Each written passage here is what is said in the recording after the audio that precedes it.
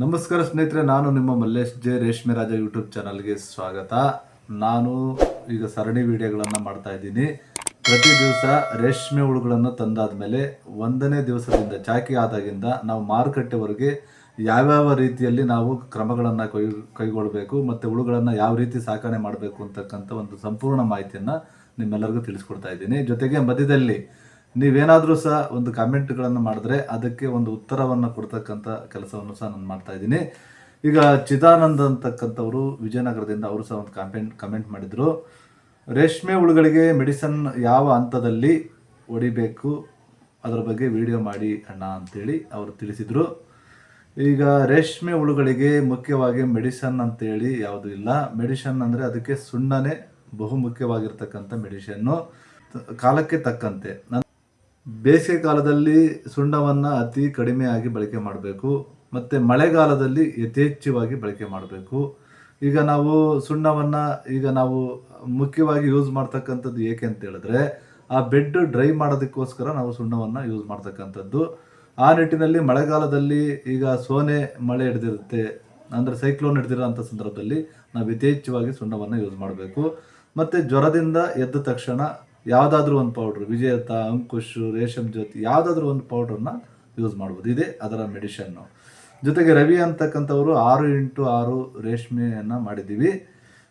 ಅದರಲ್ಲಿ 225x50 ಮನೆಯನ್ನು ಕಟ್ಟಬೇಕು ಅಂತ ಹೇಳಿದ್ದೀವಿ. ಇದ್ರ ಬಗ್ಗೆ ತಿಳಿಸ್ಕೊಟ್ಟು ಅಂತ ಹೇಳಿದ್ದಾರೆ. 6x6 ಎರಡು ಕಡೆನೂ ಉಳುಮೆ ಮಾಡ್ಬೋದು. ಜೊತೆಗೆ 6x3 ಮಾಡಿದ್ರೂ ಸಹ ಇನ್ನೂ ಸ್ವಲ್ಪ ಹೆಚ್ಚಿನದಾಗಿ ಬರುತ್ತೆ.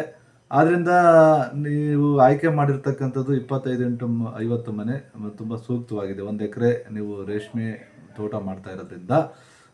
ಜೊತೆಗೆ ಮಧುಸೂದನ್ ಅಂತ ಹೇಳಿ ಕಮೆಂಟ್ ಮಾಡಿದ್ದಾರೆ. ಫಾರ್ಮಲಿನ್ ಸ್ಪ್ರೇ ಮಾಡಿ ಎಷ್ಟು ಗಂಟೆ ಬಿಟ್ಟು ಹುಳುಗಳನ್ನು ರೇಷ್ಮೆ ಮನೆಗೆ ಇಡಬೇಕಂತ. ಮಧುಸೂದನ್ ಅವರೇ, ಫಾರ್ಮಲಿನ್ ಭಾಳಷ್ಟು ಜನ ಈಗ ಯೂಸ್ ಮಾಡ್ತಾ ಇಲ್ಲ. ಯಾಕೆ ಅಂತ ಹೇಳಿದ್ರೆ ಅದ್ರ ಬದಲಾವಣೆ ಆಗಿ ಬೇರೆ ಬೇರೆ ಬ್ಲೀಚಿಂಗ್ ಪೌಡ್ರು, ಡೆಕಾಲು ಈ ಥರ ಎಲ್ಲ ತುಂಬ ಇದು ಸ್ಟಾರ್ಟಿಂಗಲ್ಲಿ ಫಾರ್ಮಲಿನ್ ಯೂಸ್ ಮಾಡ್ತಾಯಿದ್ರು. ಈಗ ಬಹುತೇಕ ಕಡಿಮೆ, ಒಂದು 5% ಸಹ ಯೂಸ್ ಮಾಡ್ತಾ ಇಲ್ಲ. ತುಂಬ ಜನ ಫಾರ್ಮಲಿನ್ ಯೂಸ್ ಮಾಡ್ತಾ ಇಲ್ಲ. ಬ್ಲೀಚಿಂಗು ಇದನ್ನೇ ನಾವು ಸ್ಪ್ರೇ ಮಾಡಿದ್ರೆ ನಡೆಯುತ್ತೆ. ಫಾರ್ಮಲಿನ್ನು ಆರೋಗ್ಯಕ್ಕೆ ಹಾನಿಕರ ಅಂತೇಳಿ ರೇಷ್ಮೆ ಇಲಾಖೆಯವರು ಸಹ ಅದನ್ನು ಬಳಸೋದಕ್ಕೆ ತಿಳಿಸಲ್ಲ. ಆದ್ದರಿಂದ ನೀವು ಫಾರ್ಮಲಿನ್ನು ಬರೀ ಕೆಲವು ಗಂಟೆಗಳ ಬಿಟ್ಟು ಹುಳುಗಳನ್ನು ಹಾಕಿದ್ರೆ ಸರಿ ಹೋಗಲ್ಲ. ಅದನ್ನು ಕನಿಷ್ಠ ಅಂತ ಹೇಳಿದ್ರೆ 4-5 ದಿವಸ, ಕನಿಷ್ಠ 1 ವಾರನಾದ್ರೂ ಮುಂಚೆ ನೀವು ಫಾರ್ಮಲಿನ್ ಸ್ಪ್ರೇ ಮಾಡಿ ನಂತರ ಹುಳ ಹಾಕ್ತಕ್ಕಂಥದ್ದು ತುಂಬ ಒಳ್ಳೆಯದು. ಜೊತೆಗೆ ನಿಮ್ಮ ಕೃಷಿಕ ಅಂತೇಳಿ ಯೂಟ್ಯೂಬ್ ಚಾನಲ್ ಅವರು 1 ಎಕರೆ 10x10 ರೇಷ್ಮೆ ಗಿಡ ನೆಡಬೇಕು ಅಂತ ಇದ್ದೀವಿ, ಎಷ್ಟು ಮೊಟ್ಟೆ ಸಾಕಣೆ ಮಾಡ್ಬೋದು ಅದ್ರ ಬಗ್ಗೆ ತಿಳಿಸ್ಕೊಡ್ರಿ ಅಂತೇಳಿ ಹಾಕಿದ್ದಾರೆ. ಈಗ ಅದು 10x10 ಒಂದು ಮರದ ಒಂದು ಕೃಷಿ ಮಾಡಬೇಕು ಅಂತಕ್ಕಂಥದ್ದು ಒಂದು ರೇಷ್ಮೆ ಇಲಾಖೆಯಿಂದ ತಿಳಿಸಿದರು. ಆದರೆ ಒಂದು ಮೊಟ್ಟೆಗೆ ಸುಮಾರು ಒಂದು 400 ಗಿಡಗಳನ್ನು 1 ಎಕರೆಗೆ ಹಾಕ್ಬೋದು. 400 ಗಿಡಕ್ಕೆ 400 ಮೊಟ್ಟೆಗಳನ್ನು ಮೇಯಿಸ್ತಕ್ಕಂಥ ಒಂದು ಕಾನ್ಸೆಪ್ಟ್ ಇದು. ಆದರೆ ಇದು ಅಷ್ಟು ಸಕ್ಸಸ್ ಆಗಲಿಲ್ಲ. ಯಾಕೆ ಅಂತ ಹೇಳಿದ್ರೆ ಯಾರು ಸಹ ಒಂದು ಗಿಡಕ್ಕೆ 1 ಮೊಟ್ಟೆಯನ್ನು ಸಾಕಣೆ ಮಾಡೋಕ್ಕಾಗಲಿಲ್ಲ. ಆದರೆ ಅದು ಮರ ರೇಷ್ಮೆ ಮಾಡ್ತೀವಿ ಅಂತ ಹೇಳಿದ್ರೆ ಅದನ್ನು ಗಿಡಗಳ ನಿರ್ವಹಣೆ ತುಂಬ ಕಷ್ಟ ಇರುತ್ತೆ. ಅದು ಯಾಕೆಂದರೆ ನಾವು ಸರಿಯಾಗಿ ಮರಗಳ ನಿರ್ವಹಣೆ ಮಾಡಲಿಲ್ಲ ಅಂತ ಹೇಳಿದ್ರೆ ಅದು ಮಾಮೂಲಿ ಏನು ಒಂದು ಗಿಡ ಇರುತ್ತಲ್ಲ, 3x3 ಇರ್ತಕ್ಕಂಥ ಗಿಡ ಅಥವಾ 4x4 ಏನು ಗಿಡಗಳು ಇರುತ್ತೆ ಅಷ್ಟೇ ಸೊಪ್ಪನ್ನು ಮಾತ್ರ ಕೊಡುತ್ತೆ. ನಾವು ಸರಿಯಾಗಿ ಅದರ ರೆಂಬೆಗಳನ್ನು ಬಗ್ಗಿಸಿ ಕಟ್ಟಿ ರೆಂಬೆಗಳನ್ನು ವ್ಯವಸ್ಥಿತವಾಗಿ ಬಿಟ್ಟಾಗ ಮಾತ್ರ ಅದು ಮರದ ರೀತಿ ಯಥೇಚ್ಛವಾಗಿ ಸೊಪ್ಪು ಕೊಡುತ್ತೆ. ಸುಮಾರು 3 ವರ್ಷ ನಂತರ ಅದು ಸೊಪ್ಪನ್ನು ಜಾಸ್ತಿ ಕೊಡ್ತಕ್ಕಂಥದ್ದು. ಅದು ಅಷ್ಟು ಸಕ್ಸಸ್ ಆಗಿಲ್ಲ. ನೀವು ಗುಣಿ ಪದ್ಧತಿ ಮಾಡ್ತಕ್ಕಂಥದ್ದು ಸೂಕ್ತ ಅಂತೇಳಿ ನಾನು ಹೇಳ್ತೀನಿ. ಮಲ್ಲನಗೌಡ ಅಂತಕ್ಕಂಥವ್ರು ಅವರು ಸಹ ಒಂದು ಕಮೆಂಟ್ ಮಾಡಿದ್ದಾರೆ. ಸರ್, ನಾವು ಸ್ವಂತ ಚಾಕಿ ಹುಳುಗಳನ್ನು ಮಾಡಬೇಕಂತ ಅಂದ್ಕೊಂಡಿದ್ವಿ, ಅದು ಮೊಟ್ಟೆಗಳು ಎಲ್ಲಿ ಸಿಗುತ್ತೆ ಅಂತೇಳಿ. ಮೊಟ್ಟೆಗಳು ಸ್ಟೇಟ್ ಗೌರ್ಮೆಂಟ್ ಮತ್ತು ಸೆಂಟ್ರಲ್ ಗೌರ್ಮೆಂಟ್ 2 ಕಡೆ ಮೊಟ್ಟೆಗಳು ಸಿಗುತ್ತೆ. ನಿಮಗೆ ಸೆಂಟ್ರಲ್ ಗೌರ್ಮೆಂಟ್ ಅಂತ ಹೇಳಿದ್ರೆ ಬೆಂಗಳೂರು, ಮೈಸೂರು ಎಲ್ಲ ಕಡೆ ಸಿಗುತ್ತೆ. ಸ್ಟೇಟ್ ಗೌರ್ಮೆಂಟ್ ಅಂದರೆ ಎಲ್ಲ ಜಿಲ್ಲಾ ಕೇಂದ್ರಗಳಲ್ಲೂ ಸಹ ಸಿಗುತ್ತೆ. ಈಗ ತುಮಕೂರು, ಚಿತ್ರದುರ್ಗ ಈ ಥರ ಎಲ್ಲ ಜಿಲ್ಲಾ, ಕೋಲಾರದಲ್ಲಿ ಎಲ್ಲ ಕಡೆಯೂ ಸಹ ಸಿಗುತ್ತೆ. ಮತ್ತು ಖಾಸಗಿ ಆಗಿಯೂ ಸಿಗುತ್ತೆ. ನೀವು ಒಂದು ಸರಿ ಒಳ್ಳೆ ಸೂಕ್ತವಾದ ಮೊಟ್ಟೆಯ ಒಂದು ಕಾಂಟ್ಯಾಕ್ಟ್ ಇಟ್ಕೊಂಡ್ರೆ ಪ್ರತಿ ಸರಿ ಅವ್ರಿಗೆ ಇಂಡೆಂಟ್ ಮಾಡಿ ನೀವು ಮೊಟ್ಟೆಯನ್ನು ತಿಳಿಸ್ಬೋದು. ನನ್ನ ಫೋನ್ ನಂಬರ್ ಸಹ ನಿಮಗೆ ತಿಳಿಸಿದ್ದೀನಿ, ನೀವು ಖಂಡಿತ ಕಾಲ್ ಮಾಡ್ಬೋದು. ಜೊತೆಗೆ ಇನ್ನೊಂದು ಪ್ರಶ್ನೆ, ಬಹಳಷ್ಟು ಭಾಳಷ್ಟು ಜನ ಕೇಳ್ತಕ್ಕಂಥ ಒಂದು ಪ್ರಶ್ನೆ ಏನಪ್ಪ ಅಂತ ಹೇಳಿದ್ರೆ, ಈ ಹೆಣ್ಣು ಮಕ್ಕಳು ಪಿರಿಯಡ್ ಆದಂಥ ಸಂದರ್ಭದಲ್ಲಿ ರೇಷ್ಮೆ ಮನೆಗೆ ಪ್ರವೇಶ ಮಾಡ್ಬೋದೇ? ಇದು ಬಹಳಷ್ಟು ಜನ ನನಗೆ ಕೇಳ್ತಕ್ಕಂಥ ಪ್ರಶ್ನೆ. ಇದು ನಾನು ಖಂಡಿತ ಹೇಳ್ತೀನಿ, ನೀವು ಯಾವುದೇ ಒಂದು ಸಂಕೋಚ ಇಲ್ಲದೆ ನೀವು ರೇಷ್ಮೆ ಮನೆಗೆ ಪ್ರವೇಶ ಮಾಡ್ಬೋದು. ನೀವು ಪಿರಿಯಡ್ ಆದಂಥ ಸಂದರ್ಭದಲ್ಲೇ ರೇಷ್ಮೆ ಹುಳುಗಳಿಗೆ ಸಪ್ಪನ್ನು ಕಟ್ ಮಾಡ್ಬೋದು, ಮತ್ತು ಹುಳುಗಳಿಗೆ ಸಪ್ಪನ್ನು ಹಾಕ್ಬೋದು. ನೀವು ಪಿರಿಯಡ್ ಆಗೋದಕ್ಕೂ ಹೆಣ್ಣು ಮಕ್ಕಳಿಗೂ ಮತ್ತು ನೀವು ರೇಷ್ಮೆ ಹುಳುಗೂ ಯಾವುದೇ ಒಂದು ಸಂಬಂಧ ಇಲ್ಲ. ಅದಕ್ಕೂ ನಿಮಗೆ ಯಾವ ಸಂಬಂಧವೂ ಸಹ ಇದೊಂದು ಮೂಢನಂಬಿಕೆ. ಇದು ಹಿಂದಿನ ಕಾಲದಿಂದ ಅದು ಬೆಳ್ಕೊಂಡು ಬಂದಿರತಕ್ಕಂಥದ್ದು. ಯಾರಾದ್ರೂ ಸಹ ತುಂಬ ಜನ ಈ ಪ್ರಶ್ನೆಯನ್ನು ಕೇಳ್ತಾರೆ.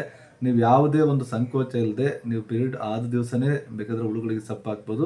ಅದಕ್ಕೂ ಯಾವುದೇ ಸಂಬಂಧ ಇಲ್ಲ. ನಮ್ಮ ಮನೆಯಲ್ಲೂ ಸಹ ತುಂಬ ಜನ ಹೆಣ್ಮಕ್ಳು ಕೆಲಸ ಮಾಡ್ತಾರೆ. ಅವರು ಅವತ್ತೇ ಸೊಪ್ಪು ಹಾಕ್ತಾರೆ, ಅವತ್ತೇ ಸೊಪ್ಪು ಕಟ್ ಮಾಡ್ತಾರೆ. ಯಾವುದೇ ರೀತಿ ನಮಗೆ ತೊಂದರೆ ಆಗಿಲ್ಲ. ಆದ್ದರಿಂದ ನೀವು ಸಹ ಯಾವುದೇ ರೈತರು ಇದನ್ನು ಮನಸ್ಸಿನಿಂದ ತೆಗೆದುಹಾಕ್ರಿ. ಹೆಣ್ಣು ಮಕ್ಕಳು ಗಂಡು ಮಕ್ಕಳು ಸೊಪ್ಪಾಗ್ತಕ್ಕಂಥ ಭೇದ ಭಾವ ರೇಷ್ಮೆ ಹುಳುಗಳಿಗಿಲ್ಲ. ಅದು ಪಿರಿಯಡ್ ಆಗಿರಲಿ ಪಿರಿಯಡ್ ಆಗದೇ ಇರಲಿ, ಇದಕ್ಕೂ ಯಾವುದೇ ಸಂಬಂಧ ಇಲ್ಲ. ಜೊತೆಗೆ ರಂಜನ್ ಕುಮಾರ್ ಅಂತ ಹೇಳಿ, ಸರ್ ನಾನು ನಿಮ್ಮ ಸಬ್ಸ್ಕ್ರೈಬರ್. ನಾನು ಸುಮಾರು 3 ವರ್ಷದಿಂದ ನಿಮ್ಮ ವಿಡಿಯೋಗಳನ್ನು ನೋಡ್ತಾ ಇದ್ದೀನಿ, ನಿಮ್ಮನ್ನು ಫಾಲೋ ಮಾಡ್ತಾ ಇದ್ದೀನಿ. ತುಂಬ ಚೆನ್ನಾಗಿ ನೀವು ಅರ್ಥಪೂರ್ಣವಾಗಿ ನೀವು ವಿಡಿಯೋಗಳನ್ನು ಮಾಡ್ತಾ ಇದ್ದೀರಾ. ನಮ್ಮಂಥ ಯುವಕರಿಗೆ ತುಂಬಾ ಇದು ಒಂದು ಮಾರ್ಗದರ್ಶನ ಕೊಡ್ತಾ ಇದೆ. ನಾವು 30 ಗುಂಟೆ ರೇಷ್ಮೆಯನ್ನು ಮಾಡಬೇಕು ಅಂತ ಇದ್ದೀವಿ. ಅದು 8x3 ಒಂದು ಸಿಂಗಲ್ ಲೈನ್ ಮಾಡಿ ನಾವು ಮಾಡಬೇಕು ಅಂತ ಇದ್ದೀವಿ. ಎಷ್ಟು ಮೊಟ್ಟೆಗಳನ್ನು 1 ವರ್ಷದ ನಂತರ ಸಾಕಣೆ ಮಾಡ್ಬೋದು ಅಂತೇಳಿ ಕೇಳಿದ್ದಾರೆ. ನಾನು ರಂಜನ್ ಕುಮಾರ್ ಅವ್ರಿಗೆ ಹೇಳೋದು, 8x3ಕ್ಕಿಂತಲೂ 6x3 ಮಾಡಿದ್ರೆ ಸೂಕ್ತ ಅಂತೇಳಿ ಹೇಳ್ತೀನಿ. ಸೊಪ್ಪು ಯಥೇಚ್ಛವಾಗಿ ಸಿಗುತ್ತೆ.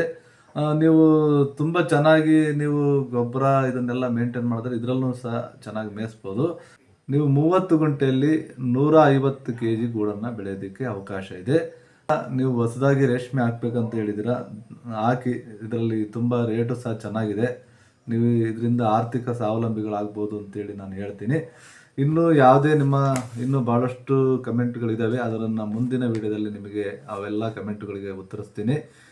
ನೀವು ಪ್ರತಿಯೊಬ್ಬರು ಸಹ ನನ್ನ ವಿಡಿಯೋವನ್ನು ನೋಡಿ ನಿಮಗೆ ಯಾವುದೇ ರೀತಿಯ ಒಂದು ಪ್ರಶ್ನೆಗಳಿದ್ರೂ ಸಹ ನೀವು ಕಮೆಂಟ್ ಮಾಡಿ ತಿಳಿಸಿ. ನಿಮ್ಮೆಲ್ಲ ಪ್ರಶ್ನೆಗಳಿಗೂ ತುಂಬ ಜನ ಸೈಂಟಿಸ್ಟ್ ಸಹ ನನಗೆ ಪರಿಚಯ ಇದ್ದಾರೆ ಮತ್ತು ಆತ್ಮೀಯರಿದ್ದಾರೆ. ಜೊತೆಗೆ ತುಂಬ ಪ್ರಗತಿಪರ ರೈತರು ಸಹ ನಮಗೆ ಆತ್ಮೀಯರಿದ್ದಾರೆ. ನಿಮ್ಮೆಲ್ಲ ಪ್ರಶ್ನೆಗಳಿಗೂ ಸಹ ನಾನು ಉತ್ತರವನ್ನು ನಿಮಗೆ ವಿಡಿಯೋದ ಮೂಲಕ ಕೊಡ್ತೀನಿ ಅಂತೇಳಿ ಹೇಳ್ತಾ, ನೀವು ಈ ನನ್ನ ವಿಡಿಯೋವನ್ನು ಬೇರೆಯವರಿಗೆ ಒಂದು ಫಾರ್ವರ್ಡ್ ಮಾಡ್ತಕ್ಕಂಥದ್ದು ಮತ್ತು ನಿಮ್ಮ ವಾಟ್ಸಪ್ ಗ್ರೂಪ್ಗಳಲ್ಲಿ ಆಗ್ತಕ್ಕಂಥದ್ದು, ನಿಮ್ಮ ಮತ್ತು ಸ್ಟೇಟಸ್ಗಳಲ್ಲಿ ಶೇರ್ ಮಾಡ್ತಕ್ಕಂಥದ್ದು, ಇದೆಲ್ಲವನ್ನು ನೀವು ಮಾಡ್ತಾ ಹೋದರೆ ನನಗೆ ಹೆಚ್ಚು ಬೇಡಿಕೆ ಇದೆ ನಮ್ಮ ವಿಡಿಯೋಗಳಿಗೆ ಅಂತ ಅನ್ನಿಸ್ದಾಗ ನಮಗೂ ಸಹ ವಿಡಿಯೋಗಳನ್ನು ಹೆಚ್ಚು ವಿಡಿಯೋ ಮಾಡೋದಕ್ಕೆ ಅನುಕೂಲ ಆಗುತ್ತೆ.